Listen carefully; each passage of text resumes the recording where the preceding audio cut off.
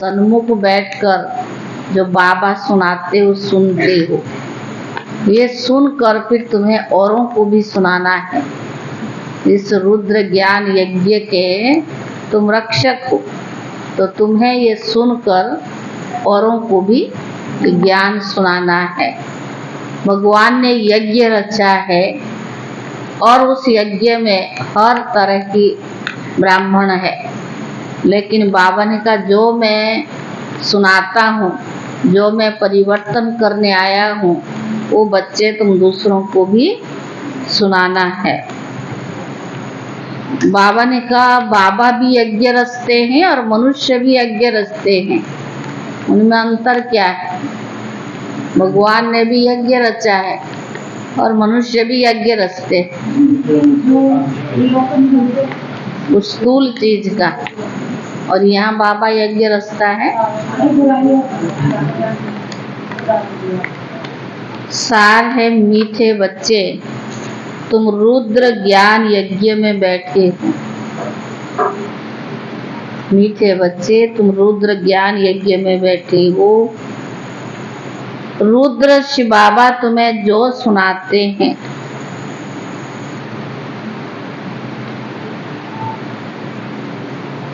वह सुनकर दूसरों को भी जरूर सुनाना है। जो बाबा सुनाता है उसको सुनकर औरों को भी सुनाना है। प्रश्न है, बाबा ने जो यज्ञ रचा है और मनुष्य भी यज्ञ रचते हैं, दोनों में मुख्य कौन सा अंतर है? भगवान ने भी यज्ञ रचा है और मनुष्य भी यज्ञ रचते हैं, तो दोनों में क्या अंतर है? विजय भाई, हद और बेहद क्या अंतर है? मनुष्य से देवता बनने,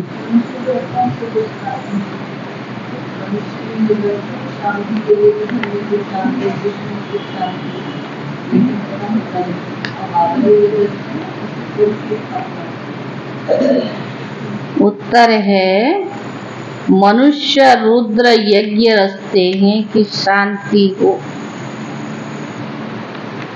अर्थात विनाश ना हो।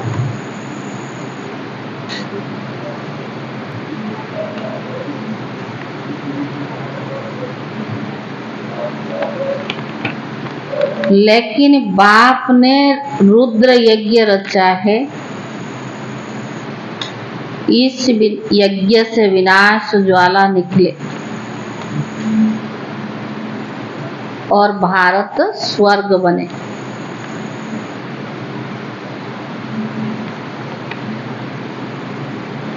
बाप के इस रुद्र ज्ञान यज्ञ से तुम नर से नारायण,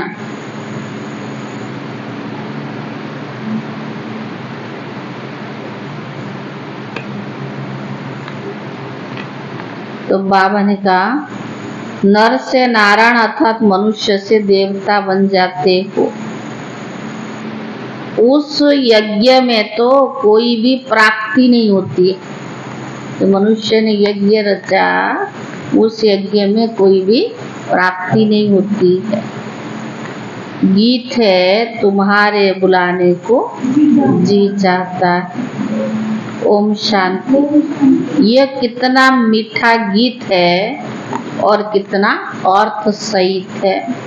जो विशाल बुद्धि वाले होंगे वो अच्छी रीति समझ सकेंगे। बुद्धि में नंबर वार तो है ना, उत्तम, मध्यम और कनिष्ठ होते हैं। उत्तम बुद्धि वाले इसका अर्थ अच्छी रीति समझ सकते हैं। तुम्हारे बुलाने को जी चाहता है, ये कौन याद करते? बच्चे यानी आत्माएं। कौन से बच्चे? बच्चे तो ढेर है, पर जो ब्राह्मण बने हैं, जो देवता थे, उन्होंने पूरे 84 जन्म लिए हैं। उन्होंने जास्ती बुलाया है, वही शिव अथवा सोमनाथ के मंदिर की स्थापना भी करते हैं। सिद्ध होता है कि हम जो पूज्य देवी देवता थे अभी हम पुजारी बने हैं। तो बाबा ने कहा बराबर हम पूज्य थे, हम पुजारी बने हैं, तो सोमनाथ शिव की भी पूजा करते हैं। रुद्र यज्ञ बहुत रचते हैं, रुद्र ज्ञान यज्ञ कभी नहीं रचते। रुद्र यज्ञ बहुत रचते पर रुद्र ज्ञान यज्ञ कोई नहीं रचता है। अभी भी रुद्र यज्ञ रचते हैं। तुम बहुत अच्छा समझा सकते हो कि रुद्र कौन है। क्या रुद्र ने कभी यज्ञ रचा था? माना उनसे ऐसे पूछो तो कैसे रचा, फिर क्या उसकी सिद्ध हुई? अगर रचा भी है तो कैसे रचा, उसका क्या सिद्ध हुई? यह तो कोई भी नहीं जानते हैं। तुमको अभी ज्ञान का तीसरा नेत्र मिला है। परमात्मा के सिवाय ज्ञान का तीसरा नेत्र कोई भी दे नहीं सकता। ज्ञान सागर परमात्मा का ही गाया जाता है। मनुष्य को ज्ञान सागर नहीं कह सकते हैं। अभी तुम बच्चे जानते हो हमको दादी का वर्षा मिल रहा है, जिसको याद करते हैं कि बाबा आकर अविनाशी ज्ञान रत्नों का दान करो। फिर हम भी दान कर लेकर औरों को भी करेंगे। बहुत सहज है, सिर्फ याद दिलाए कि तुम्हारे दो बाप, क्या दिया उनको ज्ञान, दो बाप है। भक्ति मार्ग में दो बाप हो जाते हैं। सतयुग त्रेता में लौकिक बाप एक ही होता है, भक्ति में नहीं होता है। भक्ति में होता है, सतयुग त्रेता में एक ही बाप होता है। वहाँ वर्षा तुम इस समय के पुरुषार्थ के अनुसार पाते हो, तो तुम बच्चों को माथा फिराना चाहिए। ऐसे ऐसी जगह जाकर पूछना चाहिए कि रुद्र यज्ञ किसने रचा था। क्या रुद्र ज्ञान यज्ञ या रुद्र यज्ञ? मनुष्य से पूछना चाहिए कि रुद्र यज्ञ है या रुद्र ज्ञान यज्ञ है। असुल नाम क्या है? रुद्र ज्ञान यज्ञ। रुद्र तो निराकार है, वो कैसे यज्ञ रचेगा? जरूर शरीर धारण करना पड़े। दक्ष प्रजापति का भी यज्ञ मनाते आते हैं, दिखाते कि दक्ष प्रजापति यज्ञ में अश्व को भी स्वाहा करते हैं। घोड़े को टुकड़े टुकड़े कर जलाते हैं, उनको दक्ष प्रजापिता यज्ञ रचते हैं, यज्ञ कहते हैं। यह भी तुम जानते हो कि वहाँ लिखना सहज है कौन सा यज्ञ है। बड़ा भमके से यज्ञ करते हैं, बहुत पैसा इकट्ठे करते हैं, बड़े बड़े आदमी दान करते हैं। बाबा ने कहा बड़े बड़े आदमी दान करते हैं, कोई 100 निकालते हैं, कोई 500 भी निकालते हैं। इस रुद्र ज्ञान यज्ञ में तुम सारे स्वाहा करते हो। वो तो 100-500 देते हो और यहाँ तन मन धन सब कुछ स्वाहा करते हो। उनमें तो थोड़ा थोड़ा पैसा निकाल फिर इकट्ठे करते हैं, फिर ब्राह्मणों को दक्षिणा भी मिलती है। और यहाँ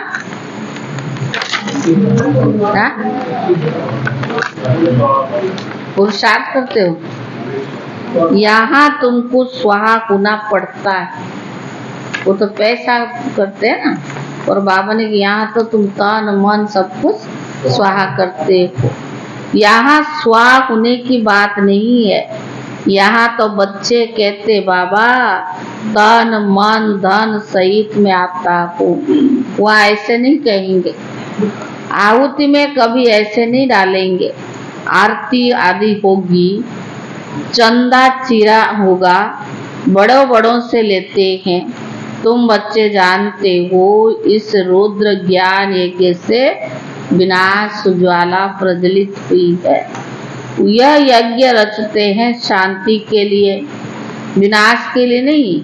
वहाँ शांति का बड़ा आवाज करते हैं। शांति तो सारी दुनिया चाहिए ना।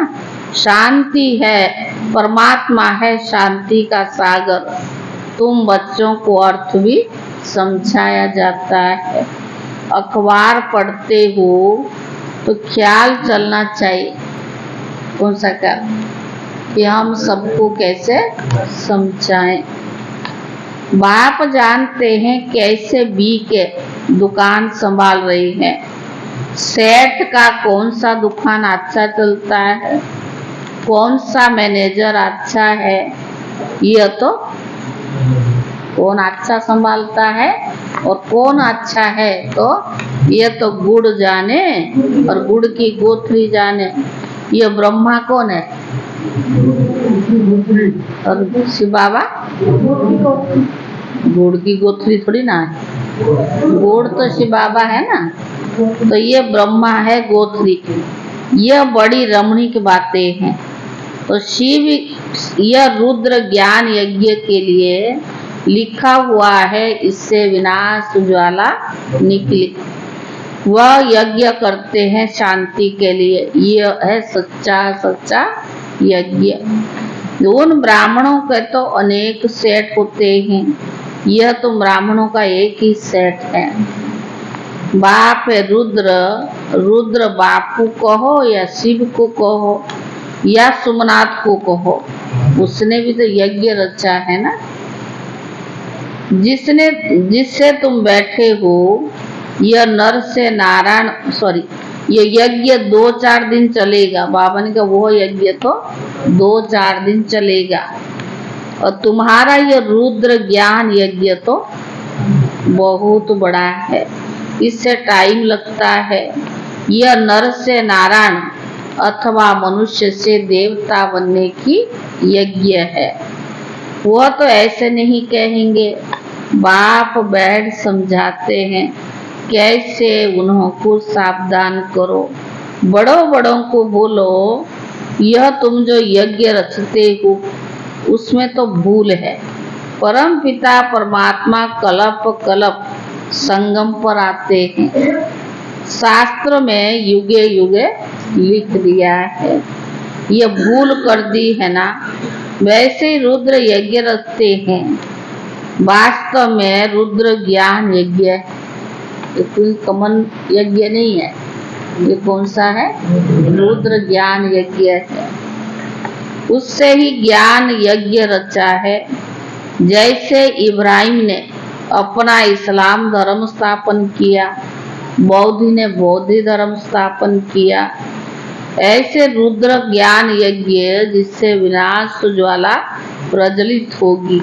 तो गया वो लोग शांति के लिए यज्ञ रचते हैं, अर्थात विनाश नहीं चाहते हैं। स्वर्ग की स्थापना के लिए नरक का विनाश हो तो अच्छा ही तो है ना। स्वर्ग जब स्थापना हो जाएगी तो नरक का विनाश तो अच्छा ही हो। भारत है अविनाशी खंड। भारत के मनुष्य संप्रदाय बहुत ज्यादा होने चाहिए। आदि सनातन देवी देवता धर्म था ना, उनको सारा कल्प हुआ है। शास्त्र में 33 करोड़ लाख दिया है, परंतु वह तो समझाना चाहिए जरूर। और धर्म वालों से देवता धर्म की आदमशुमारी जास्ती होगी, लेकिन वह कन्वर्ट हो गए हैं तो निकले कैसे? जो ब्राह्मण आत्माएं हैं वो भी और धर्म में चले गए तो निकले कैसे? बौद्धि, क्रिश्चियन, मुसलमान आदि जाकर ढेर बने। इसीलिए थोड़ी संख्या हो जाती है। यह भी तो ड्रामा है ना। इसमें समझने की बड़ी विशाल बुद्धि चाहिए। जब तक बुद्धि में ज्ञान नहीं बैठे तब तक जब तक बाबा ज्ञान देता है, अगर वो बुद्धि में ना बैठे तब तक समी भाई तब तक। तो बाबा ने कहा तब तक सिर्फ अर्पणमय होने से क्या फायदा। बाबा ने कहा जब तक ज्ञान बुद्धि में ज्ञान नहीं बैठा, सिर्फ अर्पणमय होने से क्या फायदा।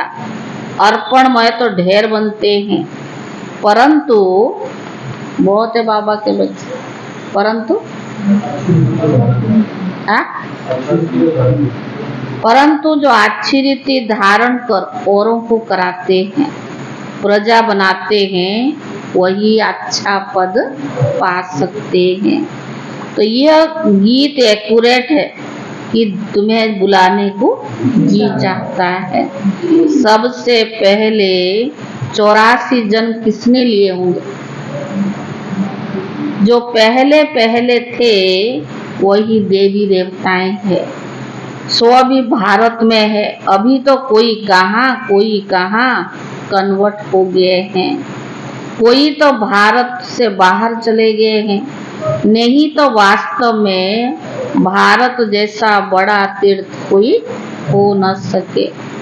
कोई तो बाबा ने कहा और सभी धर्म स्थापक जो उन्हों को भी पावन बनाने के लिए भगवान को ही भारत में आना पड़ता है। तो बाबा ने कहा क्योंकि सब पतित है, सबको पावन बनाने वाला तो एक ही शिव बाबा है।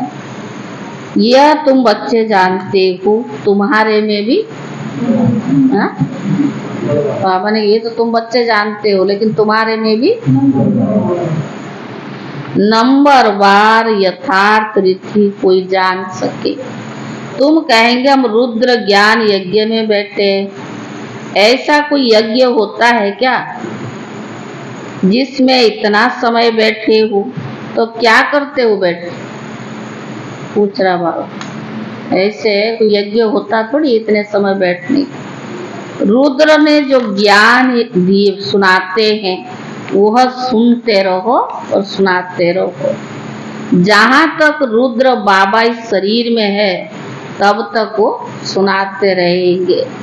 प्रजापिता ब्रह्मा भी है तो जरूर यही होगा ना। ब्रह्मा का दिन और ब्रह्मा की रात ही गाई हुई है। सूक्ष्म वतनवासी ब्रह्मा का थोड़ी दिन और रात बनाएंगे। वह तो सूक्ष्म वतनवासी देवता है। ब्रह्मा जो यहाँ साकार में होगा उन्हीं की दिन रात गायन है ना। बाकी जो सूक्ष्म वतन में है उनका थोड़ी गायन है। दिन और रात का प्रश्न यहाँ का है। ब्रह्मा की रात माना पतित और सूक्ष्म बाबा ने कहा वह फिर पावन बनते हैं तो दिन होता है। ब्रह्मा को भी पावन बनाने वाला तो एक ही सतगुरु है। सत बाप, सत टीचर, सतगुरु तीनों इकट्ठे हैं तो जरूर पहले बाप के बच्चे होंगे, फिर टीचर से पाएंगे। नंबर वार तो है ना। यह भी बुद्धि में रहे तो कितनी खुशी रहे। यह भी अगर बुद्धि में रहे तो कितनी खुशी रहे।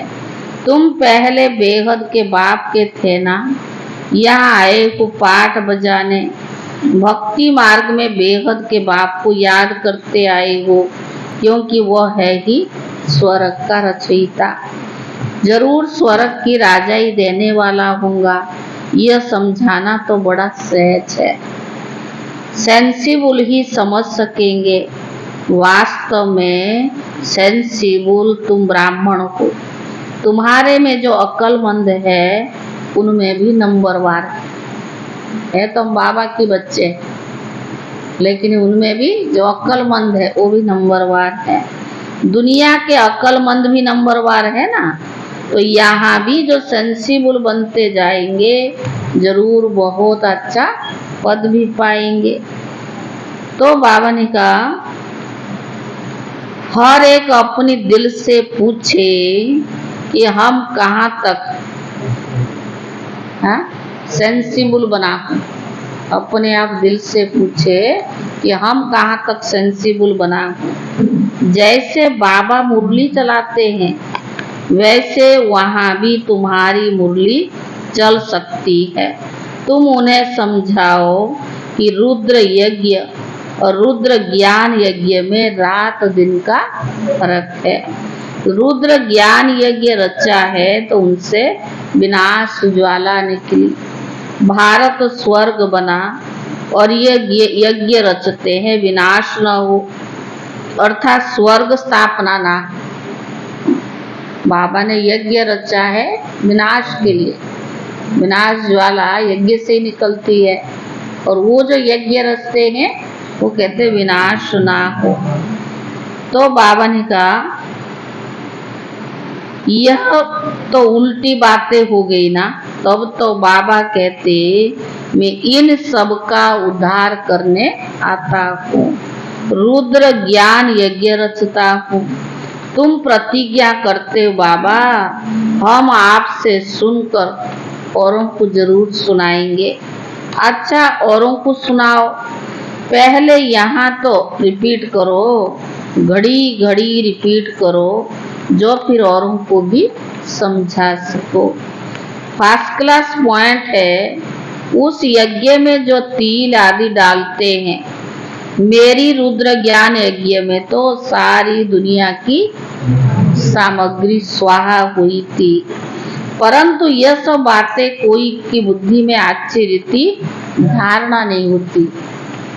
जो बाबा सुनाते हैं वो सबकी बुद्धि में एक जैसी धारणा नहीं होती है। बाप को याद नहीं करते तो बुद्धि का ताला भी नहीं खुलता है। बाबा कहते हम भी क्या करें, इस समय सबकी बुद्धि पतित है, उनको पावन बनाता हूँ। जो मेरे को याद नहीं करते उनमें धारणा भी नहीं हो सकती। बुद्धि का ताला कैसे खुले? हाँ? बुद्धि का ताला कैसे खुलेगी? कैलाश में ध्यान से, साक्षात्कार से खुलेगी या कैसे खुलेगी? हाँ? पढ़ाई पढ़ने से। बुद्धि की ताला, बाबा ने कहा बुद्धि के ताला कैसे खुले? याद से ही बुद्धि की ताला खुलेगा। मोस्ट बिलेवेड बाबा है, उनकी बड़ी महिमा करते हैं। शिव बाबा की कितनी महिमा है, शिव बाबा की पूजा भी कितनी होती है, तो जरूर तो आता होगा ना। अगर बिगर ऑर्गन्स भी करेंगे क्या? आधार तो लेनी पड़ेगी ना, ऑर्गन्स को लेना पड़ेगा, तब तो बाबा का इतना मान है।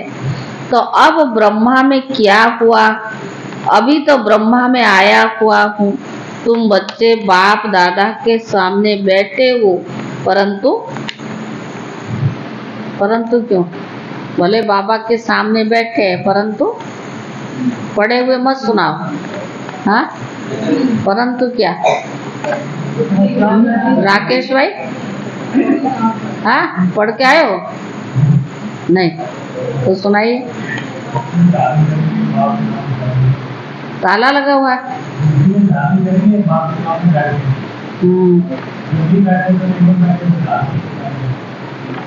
बाबा ने कहा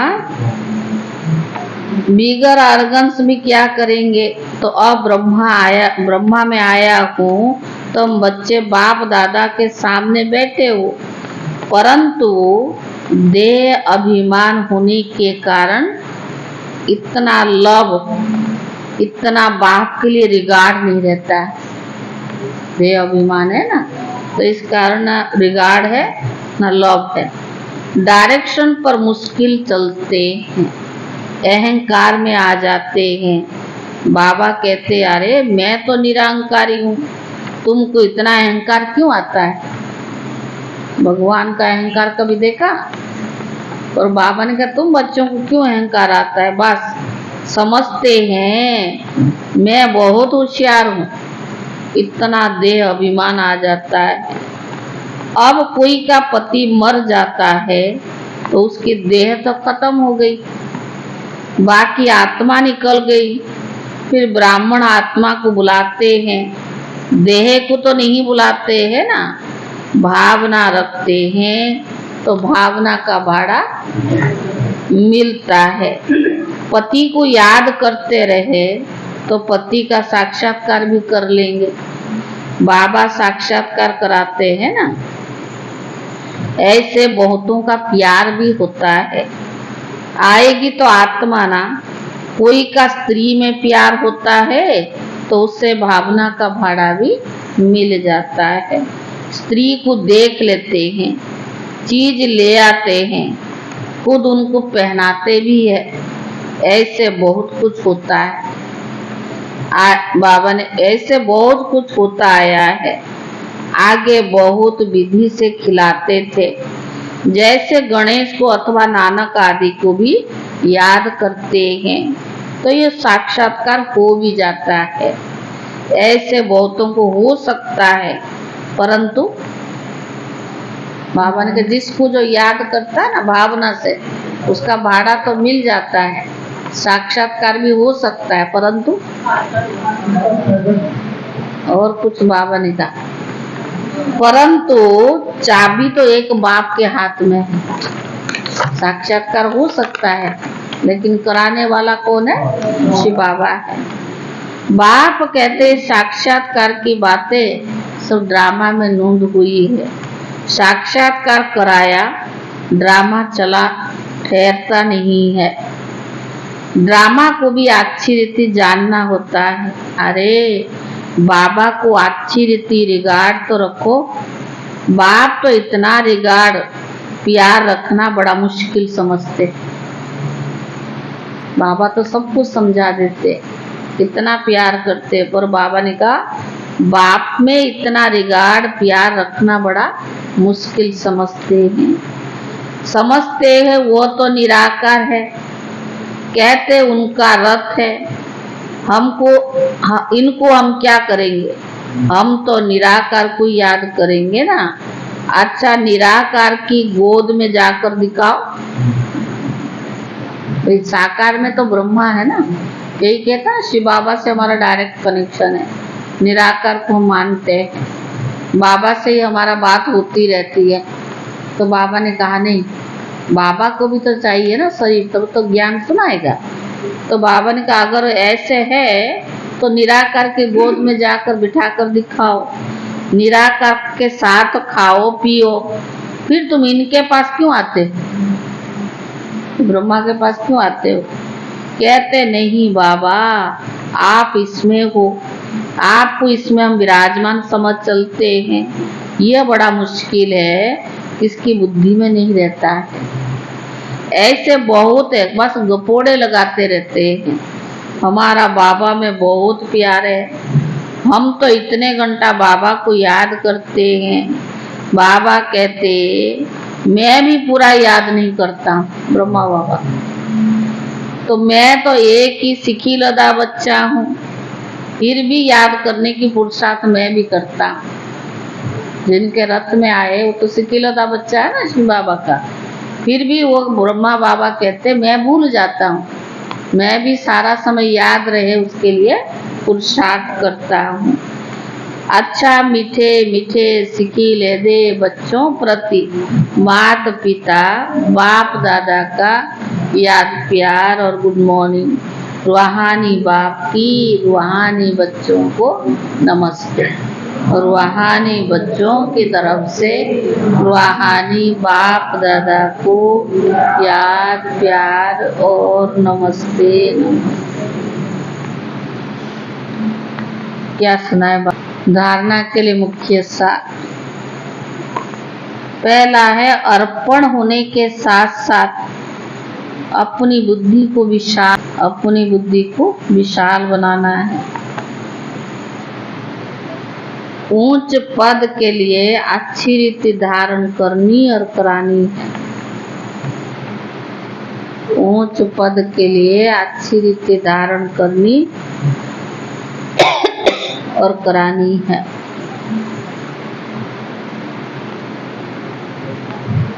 दूसरा बाप समान निरंकारी बनना है।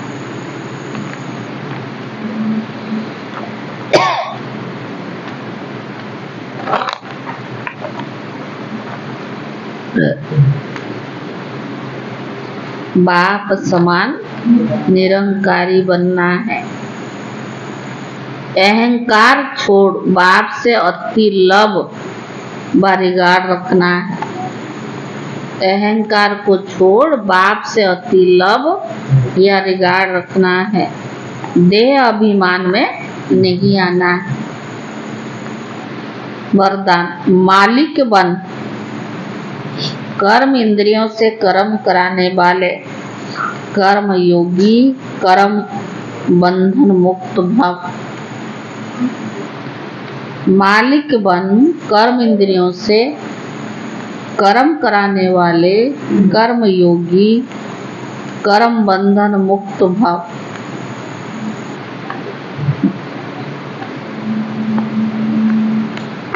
ब्राह्मण जीवन कर्म बंधन का जीवन नहीं।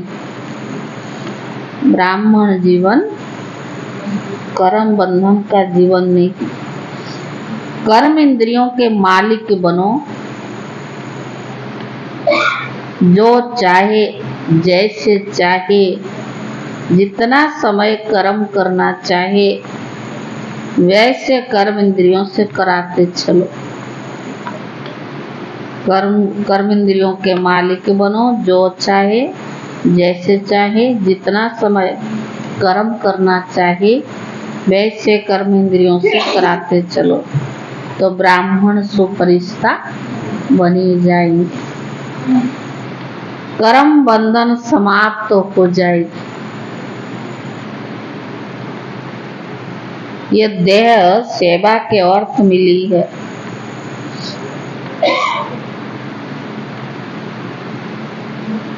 कर्म बंधन के हिसाब किताब की जीवन समाप्त हुई। यह देह सेवा के अर्थ मिली है। कर्म बंधन के हिसाब किताब की जीवन समाप्त हुई। पुरानी देह और देह की पुरानी दुनिया का संबंध समाप्त हुआ। इसीलिए इससे मर्जीवा जीवन कहते हैं। स्लोगन दिलाराम के साथ का अनुभव करना है तो साक्षीपन की स्थिति में रखो। दिलाराम के साथ का अनुभव करना है तो साक्षीपन की स्थिति में रहो। आज की अव्यक्त इशारा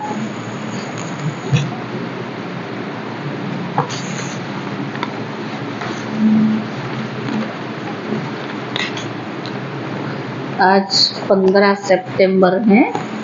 कोई भी खिटपिट का कारण होता है।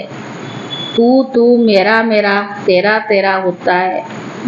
लेकिन बाप को सामने रखकर दिल से मेरा बाबा कहो तो कोई भी खिटपिट का समस्या सहज समाप्त हो जाएगी।